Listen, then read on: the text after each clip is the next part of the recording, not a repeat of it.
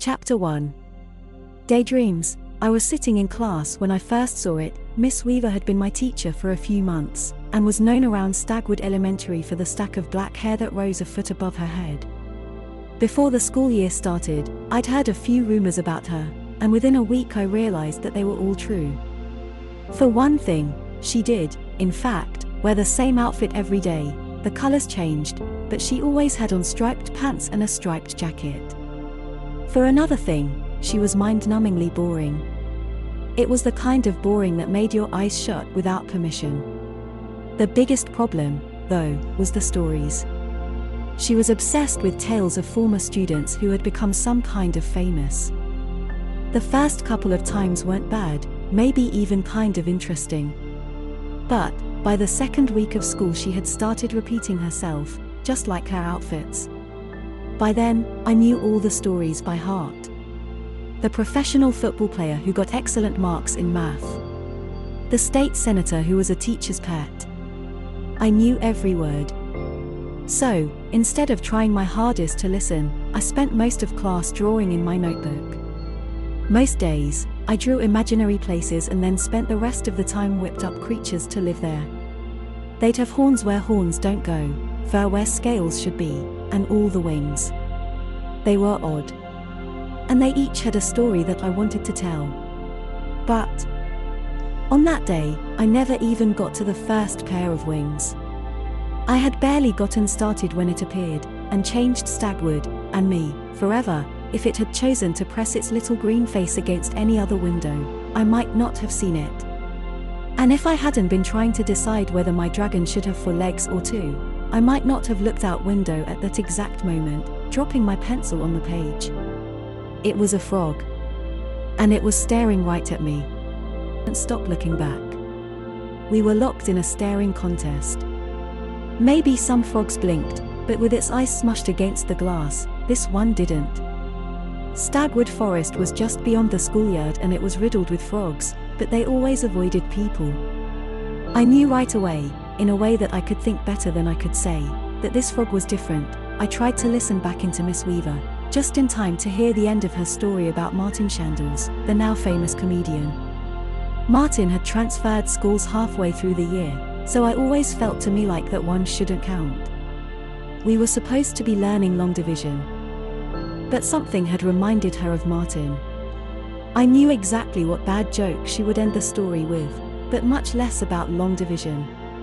Whenever he acted up in class I'd say, "We've got a real comedian on our hands, don't we?" And I was right. She said with a guffaw. I was certain that Miss Weaver would see the frog within moments, but I was wrong. Nobody did. More importantly, when I looked again to see if it was still there, I noticed something new. Something shiny. And when I realized what it was, I forgot all about class, and Miss Weaver, and Martin Shandles. There was no denying it, the frog had put on a tiny pair of glasses.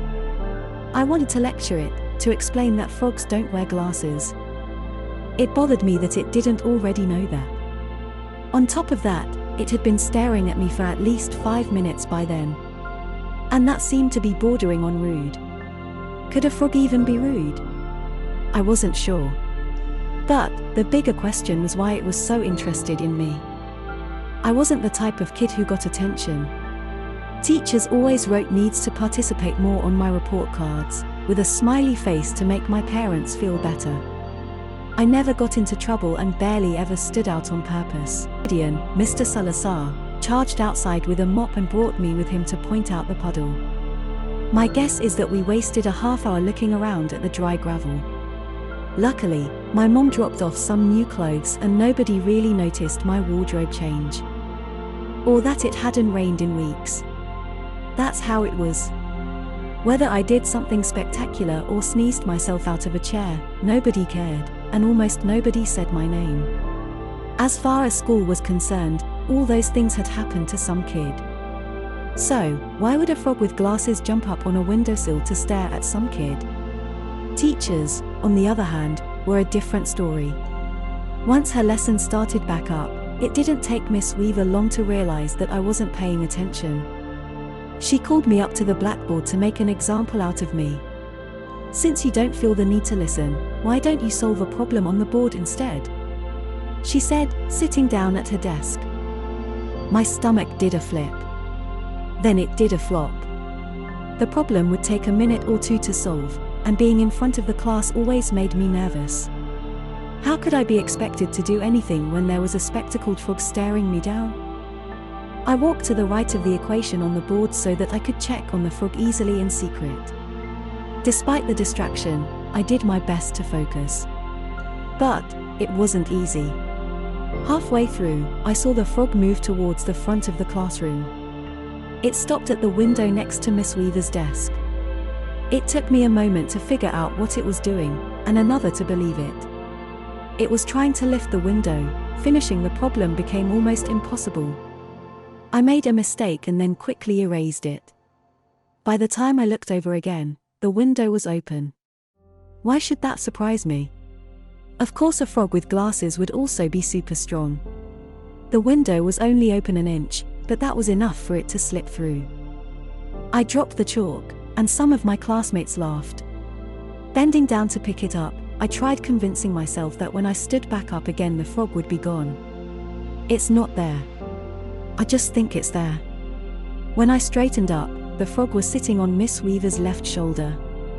This was a brave frog. Her head blocked the class from seeing it, and I realized that I was still the only one who could. Either the frog was real or my imagination had outdone itself. It wasn't all that surprising that Miss Weaver didn't feel it there, because the shoulder pads inside her orange striped jacket were large and fluffy. I had heard that she rested her head on them like pillows during her breaks. I tried to remind myself of the situation. There was a frog sitting on Miss Weaver's shoulder and nobody else knew it. And I was supposed to be doing math. Now that it was closer, I could see the frog better. It didn't look like some new species of frog to me. It looked like every other frog I had seen, except for the glasses. I wondered if they made contact lenses small enough for a frog. But it wasn't the right time to worry about frog vision. That would be a job for a frog eye doctor, anyway. It really was possible, I thought, that my imagination had just carried me off. I tried one last time to explain the frog away as part of an impressive daydream. I concentrated hard, finished the problem, and put the chalk down. The frog couldn't be real. I shook my head confidently. When I turned to Miss Weaver, I saw the frog look me square in the eyes and nod. A moment later, it disappeared into Miss Weaver's hair.